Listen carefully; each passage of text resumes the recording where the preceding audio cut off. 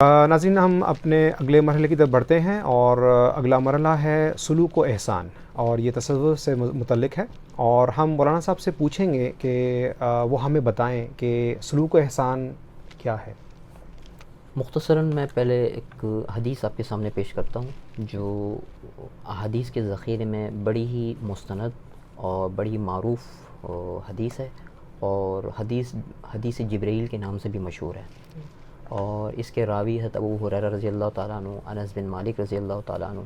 عبداللہ بن عمر رضی اللہ تعالیٰ عنہ، اپنے والد سے حضرت عمر بن خطاب رضی اللہ تعالیٰ عنہ سے، اور عمر بن خطاب رضی اللہ عنہ، دیگر کئی صحابہ سے یہ روایات مختلف الفاظوں کے ساتھ مروی ہے۔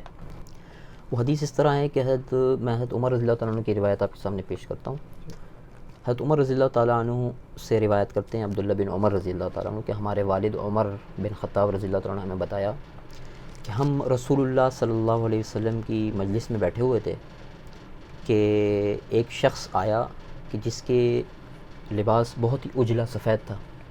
اور اس کے جو بال تھے وہ انتہائی سیاہ کالے تھے، اور ہمارے لیے وہ اجنبی شخص تھا، لیکن اس کے اوپر سفر کے کوئی اثر بھی نہ تھے چونکہ لباس دھلا ہوا اور بال صاف ستھرے، اور وہ آ کر جو ہے وہ رسول اللہ صلی اللہ علیہ وسلم کے ساتھ زانوں سے زانوں، گھٹنے سے گھٹنا ملا کے بیٹھ گیا، اور اپنی جو ہتھیلیاں ہیں وہ رسول اللہ صلی اللہ علیہ وسلم کے گھٹنوں پر رکھ دی، اور اس نے سوال کیا رسول اللہ صلی اللہ علیہ وسلم سے مل اسلام، تو رسول اللہ صلی اللہ علیہ وسلم نے فرمایا کہ آپ جو ہے وہ یہ گواہی دیں کہ اللہ کے سوا کوئی معبود نہیں ہے، عبادت کے لائق صرف اللہ ہی کی ذات ہے، اور یہ کہ محمد صلی اللہ علیہ وسلم اللہ کے رسول ہیں، نماز قائم کریں، زکوٰۃ دیں، روزے رکھیں، اور طاقت ہو سہولت ہو تو حج کریں۔ تو حضرت عمر رضی اللہ تعالیٰ عنہ فرماتے ہیں کہ وہ یہ سوال کرنے کے بعد جب اسے جواب ملا تو وہ کہتا ہے صدقت، آپ نے سچ فرمایا۔ تو وہ فرماتے ہیں ہمیں تعجب ہوا کہ ایک شخص سوال کرتا ہے اور پھر جواب سننے کے بعد تصدیق بھی کرتا ہے کہ آپ نے ٹھیک کہا۔ پھر اس شخص نے دوسرا سوال یہ کیا کہ مجھے بتائیے کہ ایمان کیا ہے، تو رسول اللہ صلی اللہ علیہ وسلم نے فرمایا کہ ایمان یہ ہے کہ اللہ کو اوپر ایمان لاؤ، اس کی کتابوں پہ ایمان لاؤ، اس کے رسولوں پہ ایمان لاؤ، اس کے فرشتوں پہ ایمان لاؤ، اور تقدیر پہ ایمان لاؤ، یہ سب چیزیں ذکر کی۔ پھر اس نے کہا کہ صدقت، آپ نے سچ فرمایا۔ تیسرا سوال اس شخص نے یہ کیا کہ مل احسان، یہ احسان کیا چیز ہے، تو رسول اللہ صلی اللہ علیہ وسلم نے فرمایا کہ ان تعبد اللہ کأنک تراہ فإن لم تکن تراہ فإنہ یراک، کہ اللہ تعالیٰ کی عبادت اس طرح کرو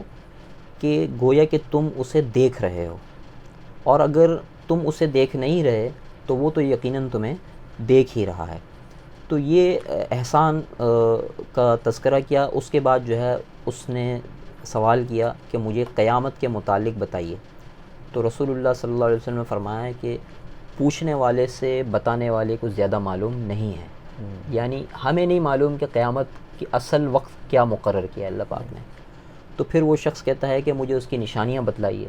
تو رسول اللہ صلی اللہ علیہ وسلم جواب میں جو ہے وہ نشانیاں بتلاتے ہیں کہ جو ہے وہ لونڈی یعنی غلام عورت اپنی ماں کو جنے گی، یعنی یہ کہ اولاد نافرمان ہو جائے گی، حدیث کا مطلب ہے۔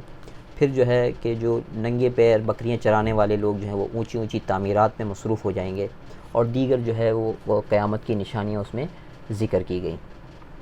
اس کے بعد جو ہے وہ حضرت عمر رضی اللہ عنہ فرماتے ہیں کہ وہ شخص چلا گیا اور میں تھوڑی دیر بیٹھا رہا، تو رسول اللہ صلی اللہ علیہ وسلم نے فرمایا کہ جانتے ہو یہ شخص کون ہے، تو فرمایا کہ ہم نے فرمایا کہ جبرائیل علیہ السلام تھے جو تمہیں تمہارا دین سکھانے آئے تھے۔ سبحان اللہ۔ تو اس حدیث کے اندر جس چیز کا پہلا تذکرہ ہے وہ اسلام کا ہے، دوسرا تذکرہ ایمان کا ہے، تو تیسرا تذکرہ احسان کا ہے جو ہمارے اس مرحلے سے متعلق ہے۔ احسان کی تعریف یہ فرمائی رسول اللہ صلی اللہ علیہ وسلم نے کہ ہم اللہ کی عبادت جس میں ہر چھوٹا بڑا عمل شامل ہے، ہر فرض و واجب و نفل شامل ہے، ہم اس طرح کریں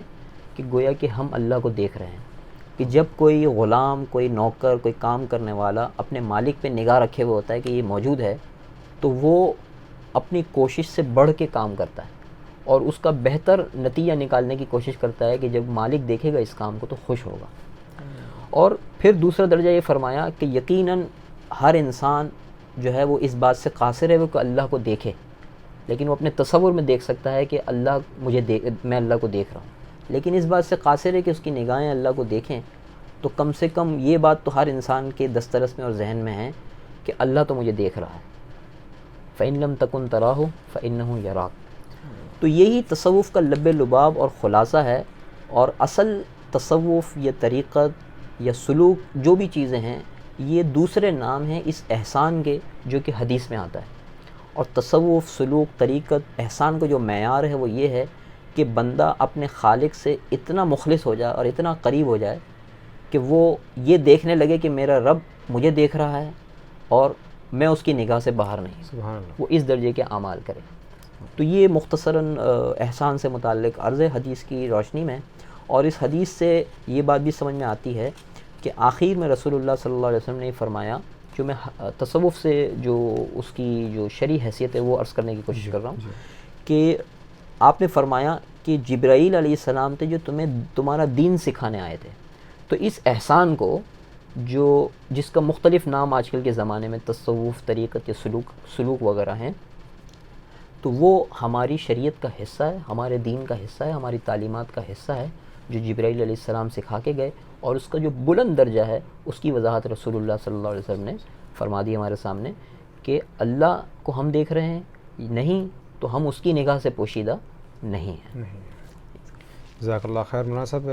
تصوف کے بارے میں کافی ہمیں واضح ہوا.